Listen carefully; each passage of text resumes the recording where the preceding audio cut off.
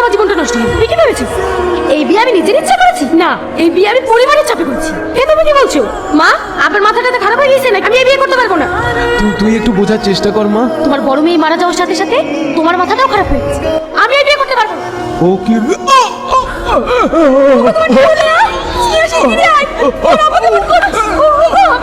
তুমি দিদির সাথে সাথে আমার জীবনটাও শেষ করে দিলে। আমি তোমার সাথে কোনোদিনও সংসার করবো না। ঠিক আছে, তুমি কি চাও?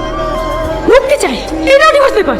এক মিনিট, তুমি এভাবে ডিভোর্স করে দিলে তো বাবা আমাকে দোষী ভাববে। বেশ, একদিন আমি সব ভুল নিজের ঘাড়ে নিয়ে তোমাকে আমি মুক্ত করে দেবো। তুমি কি ভেবেছো এইসব গিফট দিয়ে আমাকে মানিয়ে নেবে? ফুল, চকলেট, কেক? তুমি কি করে জানলে আমি এসব পছন্দ করি? হ্যাপি বার্থডে স্নেহ, জন্মদিনের অনেক শুভেচ্ছা রইল। তোমার দিদির মুখ থেকে শুনেছিলাম তুমি এগুলো পছন্দ করো। যদি কোনো ভুল করে থাকি,